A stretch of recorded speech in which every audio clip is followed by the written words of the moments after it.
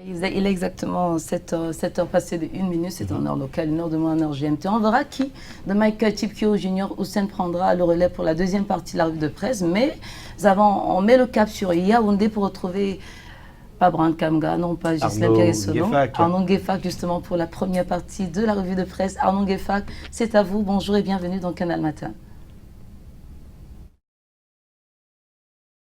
Bonjour Patricia Lorna aussi, Madame, Monsieur, bonjour. Merci de nous retrouver en direct de Yaoundé pour cette première partie de la lecture des journaux, la lecture transversale des journaux parus dans la capitale politique. Paul Biya est en France, nous informe le quotidien Cameroun Tribune, édition de ce matin. La raison de son séjour là-bas, la lutte contre le sida, la tuberculose et le paludisme. Le chef de l'État camerounais répond à l'invitation de son homologue français Emmanuel Macron. Il est accompagné pour la circonstance de la première dame Chantal Biya, actrice de lutte contre le sida et ambassadrice de bonne volonté de l'UNESCO. Le couple présidentiel est arrivé hier à Lyon où se tient dès ce mercredi la 6e conférence de reconstitution des ressources du Fonds mondial. Dans l'édition Cameroun Tribune de ce matin, les reportages des envoyés spéciaux dépêchés en France. Avec le quotidien L'économie, ces 3 maladies sont en vedette périlleuse. La tuberculose, le paludisme et le sida. Et à propos, écrit le journal de Thierry Écouty, Paul Biya négocie la levée de suspension du Fonds mondial. 2 sens à donner à cette plaidoirie que porte le couple présidentiel à Lyon, en France. D'abord parce que jusqu'ici, le Cameroun tarde, lit-on, à verser la totalité de sa contrepartie qui s'évalue à coût de milliards de francs CFA. Preuve de son indigence aussi, plus de 281 000 patients sont en danger. Tous les enjeux de la participation du président de la République à la 6e conférence qui s'ouvre ce 9 octobre à Lyon dans l'édition de ce mercredi matin. Pour le journal Le Quotidien, ce voyage participe de la diplomatie entre le Cameroun et la France. Paul Biya et Emmanuel Macron auront un tête-à-tête sérieux au sujet de la résolution des conflits en cours au Cameroun, notamment dans les régions du Nord-Ouest et du Sud-Ouest. En marge de ces assises de Lyon, il sera question pour les 2 hommes d'État français et camerounais de s'intéresser à la question purement politique. Ce matin, le quotidien Mutation au centre de sa parution de ce mercredi situe une question subséquente au dernier acte du président de la République d'arrêter les poursuites contre les leaders alliés, militants et sympathisants du mouvement pour la renaissance du Cameroun. Ils ont été vite libérés, mais le journal de Georges-Alain Boyomo fonde son interrogation sur un homme, Maurice Kamto. Que fera-t-il de sa liberté? Entre positionnement dans l'environnement politique national et le durcissement, ce sont là des options qui s'offrent au président national du mouvement pour la renaissance du Cameroun. À côté de cette libération des leaders alliés, militants et sympathisants du mouvement pour la renaissance du Cameroun, le quotidien Émergence constate que plus de 150 militants sont toujours poursuivis et 82 encore en détention dans les geôles des prisons. Leur cas devrait constituer une préoccupation majeure au sein du parti de Maurice Kamto. Il va falloir, pour les leaders libérés, de trouver des voies et moyens pour donner la liberté aux militants encore sur le coup de la justice au nom de la contestation post-électorale. Pour ceux des militants libres mais poursuivis, le journal parle d'un bloc formé pour assurer leur défense afin de les libérer définitivement. Pour le tri-hebdomadaire Essinga en kiosque ce matin, le Grand Sud attend aussi la libération de ses enfants.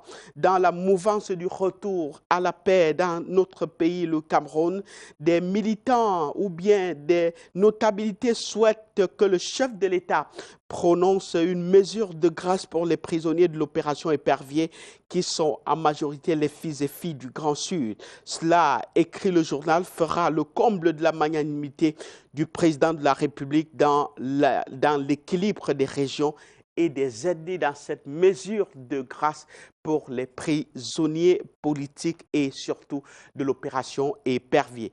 Le trait hebdomadaire Le Soir va dans le même sens ce matin. Le journal porte la voix des militants du Rassemblement démocratique du peuple camerounais, pas comme les autres. Il s'agit de 5 Éloi Bidoum qui, selon le journal Le Soir, justement, exige la libération des terroristes économiques. Illustration circonstancielle, 12 visages mis dans ce lot de victimes de l'opération Épervier. Marafa Amidou Yaya, Inoni Efrem, Edgar, Alain Mebengo, entre autres. L'adjoint au maire de Yaoundé 6 voudrait, dans la suite des actes de pardon du chef de l'État, les voir tous en liberté bientôt. Le même acteur s'exprime dans les colonnes du journal L'Orphelin de ce mercredi matin. Le journal rapporte cette déclaration de Saint-Éloi Bidoum au sujet de la libération du président du mouvement pour la renaissance du Cameroun, Maurice Kamto. Au nom de la paix, écrit le journal, Paul Biya sauve Maurice Kamto.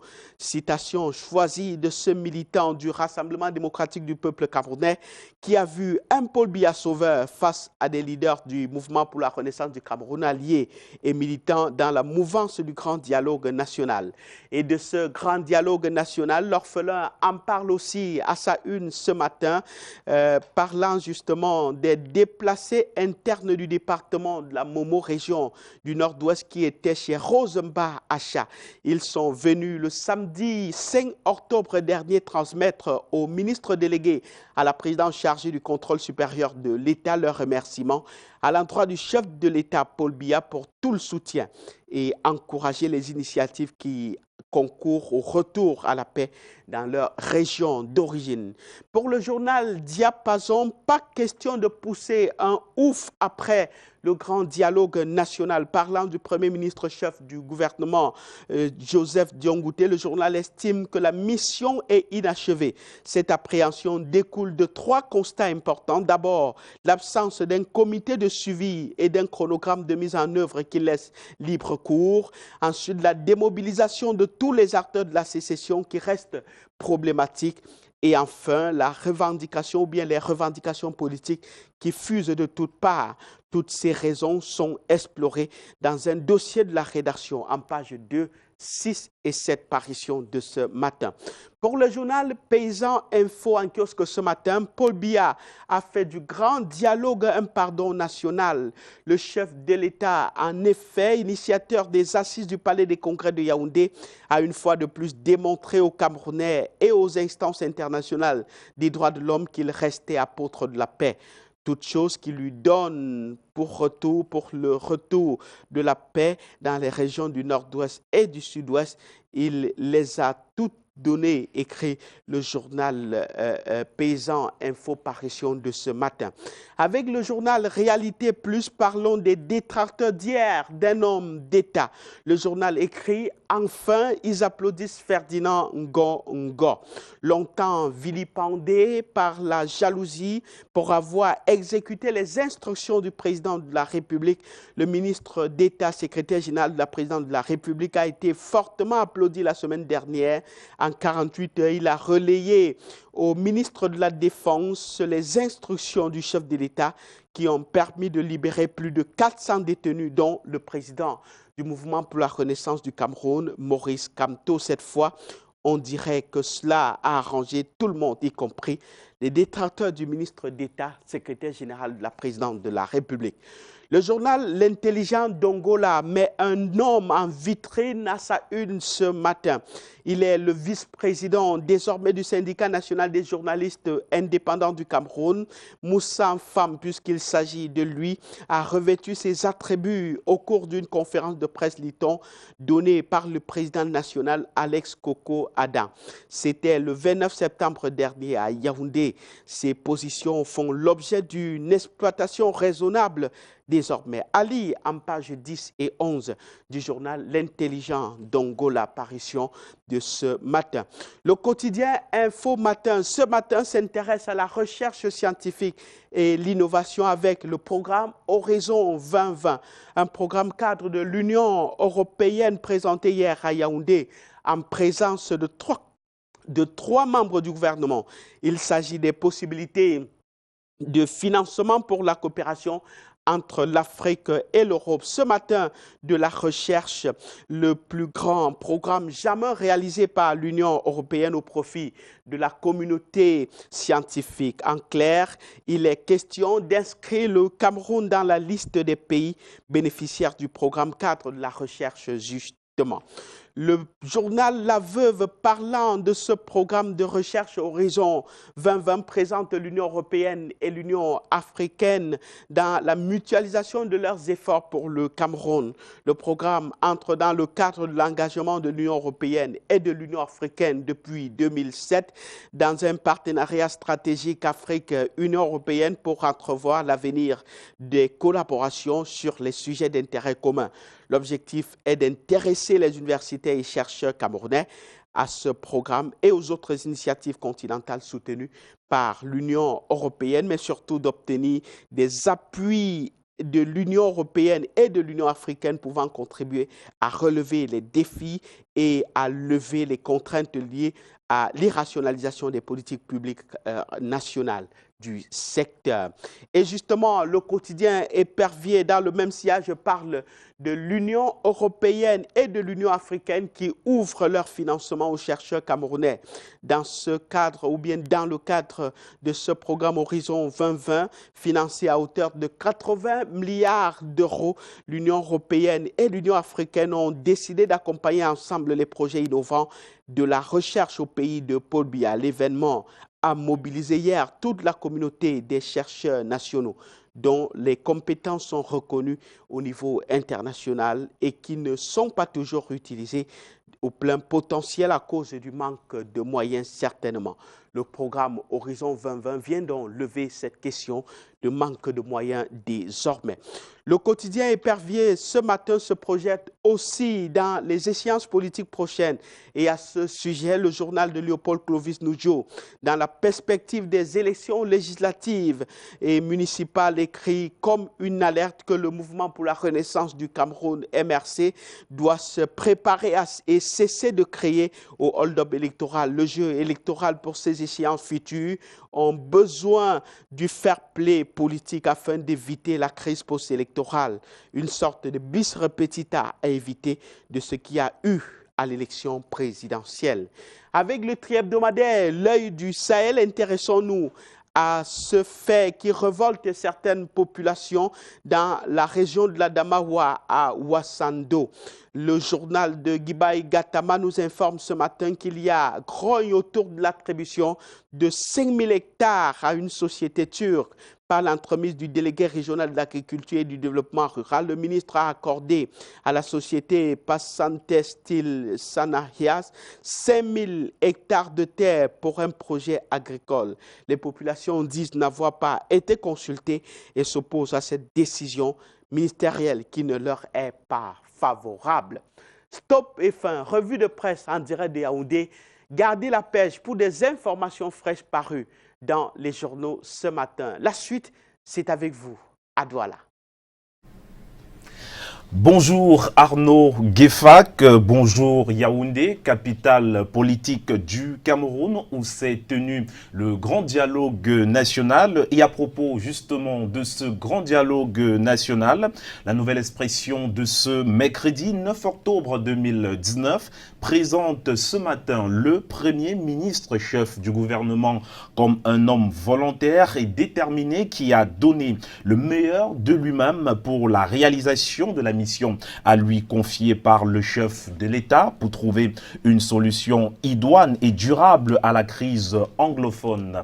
Et justement, à la une ce matin de la nouvelle expression, le quotidien s'interroge.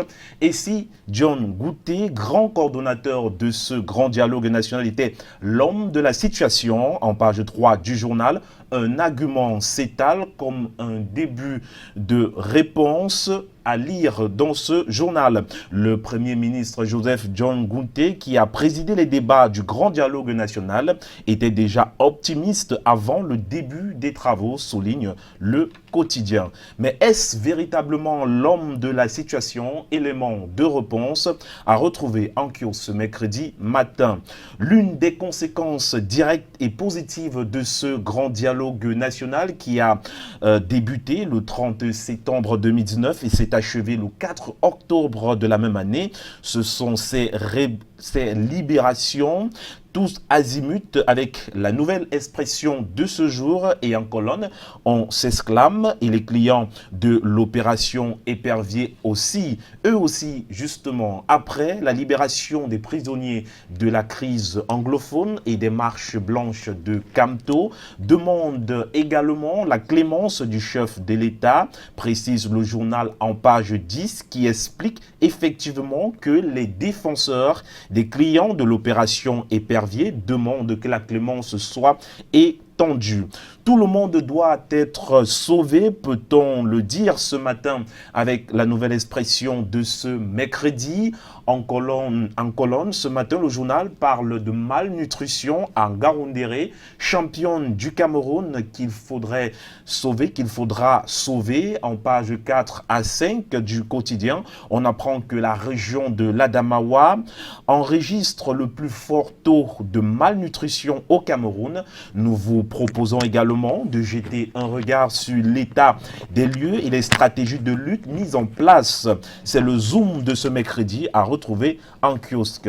Restons dans l'Adamawa avec cette fois l'œil du Sahel, déjà évoqué avec notre confrère du côté de Yaoundé, notre collègue Arnaud Guéfac.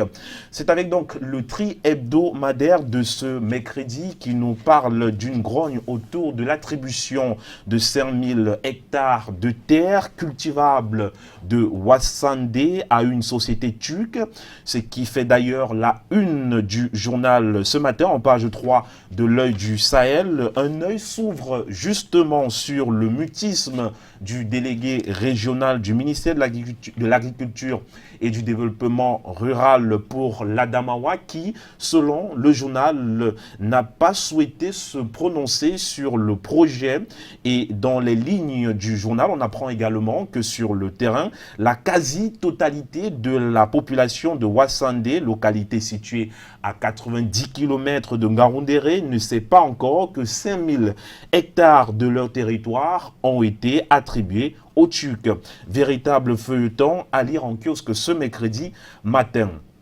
Autant de mécontentement qui poussent à dire que ce qu'on fait pour l'Adamawa sans ses filles et fils est contre l'Adamawa. Ces propos ne sont pas de nous, mais de Mouramadou Laminou, président du Conseil national de la jeunesse du Cameroun, dans l'arrondissement de Ngaoundéré premier. Cette sortie en colonne de l'œil du Sahel est plutôt relative au grand dialogue national et son ensemble de propositions. Des propos recueillis que vous pouvez retrouver l'intégralité en parcourant le journal en kiosque ce jour. Et le tri hebdomadaire nous apprend ce matin la mort d'un policier, c'est dans la localité de Gaïlé, où un policier a été retrouvé mort chez le préfet. Le corps sans vie du gardien a été découvert par son camarade venu le relever. Peut-on lire en page 5 du journal de ce jour? Merci beaucoup, Julien Hussein. C'était donc pour refermer la revue de presse de ce 9 octobre 2019. On va le rappeler, vous êtes un journaliste émérite, d'ailleurs journaliste et jeune écrivain camerounais. Votre deuxième ouvrage, c'est La plume de l'encrier. Je veux rappeler aux téléspectateurs qu'en dehors de ces ouvrages commis par vous, vous avez aussi créé un forum qui réunit tous les amateurs de lecture, de littérature. Oui, de littérature. Merci de me donner d'ailleurs la parole. Hein. J'en profite pour rappeler que la cola littéraire qui était prévue à Tchang est annulée. Donc nous l'avons annulée pour non-respect des clauses et questions de sécurité. Donc, voilà. D'accord, parfait. Je suis un peu déçu, parce que déçu comme ces fans de lecture ou bien cette population de la localité de Tchang qui souhaitait voir atterrir l'atelier sur place, mais malheureusement, c'est impossible. C'est juste partie remise en fait. Oui, on profite parce qu'après ça, pour ce mois d'octobre, donc c'est mort. C'est mort, mais le mois de novembre, on voilà, c'est préparé. Les dates, les nouvelles. C'est indépendamment de votre volonté, hein, de toute façon. En tout cas, nous, on est contents de savoir que vous êtes aussi prompte et réactif pour nous accompagner dans cette édition de la revue de presse. Merci encore. Michael Tip, que vous avez vu hier en direct sur Canal 2, était simplement dans ce joli moment de télé, Parole d'homme. C'était en direct de Yaoundé avec un grand journaliste, d'ailleurs, qui est aussi dans les affaires politiques. Et puis, monsieur, on se donne rendez-vous, on l'espère bien, demain. Ce serait une belle opportunité pour vous d'être encore sur ce plateau. Ça vous arrive d'écrire encore des lettres pour dire je t'aime, raconter lettres tout en poésie, de belles lettres pour votre maman ou pour votre chérie, ça vous arrive? Ouais, ça m'arrive. C'est vrai, malheureusement, pas au SMS. Secondaire? Pas SMS. Mais je crois là, vous me donnez une superbe idée. Là, c'est une superbe idée. Parce qu'il faudrait réveiller cette qualité d'écrire, cette façon de transmettre ses sentiments par écrit. Il y a plus d'émotions, c'est plus vrai en fait. On ne peut pas mentir quand on écrit en fait. Oui, vous faisiez il est partie... difficile de mentir quand on écrit une lettre d'amour à quelqu'un. Ça vous rappelle les amis invisibles au secondaire? Ouais, avec cette expression-là, monde sans date. C'est clair. Monde sans date. Ah oui. Allez, ça. Merci encore Junior Rossin. Aujourd'hui, c'est la journée mondiale de la Poste. Ouais, donc. on l'a évoqué et on rappelle que dans toute cette édition, on pourra peut-être rentrer dans quelques anecdotes par rapport à si vous écrivez ou pas, comment ça se faisait, mais davantage de rôle même de la Poste, parce que c'est de la Poste d'ailleurs qu'il s'agit en premier. Un autre Junior m'interpelle, lui c'est pas au sein, lui n'est pas un fin écrivain comme vous, il n'est pas un grand journaliste comme vous, il est simplement directeur de développement digital, sans publicité du côté de Atlantis Assurance, parce qu'on parlera bientôt sur Canal 2 de ce projet Assure Tous Santé. Junior Ndjimba, que je salue particulièrement ce matin, il est connecté et forcément, il nous donne beaucoup de force ce matin avec le concours de son grand frère à lui, Paul Haring Bongo. Mais Junior Ndjimba, c'est spécialement pour les œuvres et santé pour tous, on en reparle. C'est clair, Junior. Rendez-vous demain, il sera 7h, portez-vous comme un ange. Et demain, mais que jeudi, je crois, ce sera jeudi en fait. Et puis il y a quelqu'un qui nous a écrit un sympathique message, il s'appelle donc Fabrice Parigot, depuis ancienne 3e, c'est quelque part ici à Douala, pour souhaiter un HBD spécial à sa sœur aînée. Elle s'appelle donc Jason Judith, qui présente sa sœur comme une dame de cœur d'ailleurs pleine d'humilité, dotée d'une humilité sans précédent. Madame Jason Judith et le partage du gâteau qui se fera à son lieu de service. Et du côté de Kotor, cet après-midi, HBD, on aura en tout cas tout le temps de vous chanter ça, Happy Birthday. À Kotor. Ouais. Bon, moi je donne le café, je donne le café ce matin au commandant Osby et Singan. On est en Konsamba, c'est le commandant simplement de l'autre côté. Il est né aujourd'hui et il est très ouvert, forcément. Je ne sais pas si Soflan aura l'occasion de nous accompagner. On ira en Konsamba couper le gâteau du commandant Osby et Singan qui nous regarde ce matin. Vous l'avez dit, la réclame, et puis on revient, puisque la suite est encore bien chargée ce matin. Oui, c'est clair. On y va. À toutes.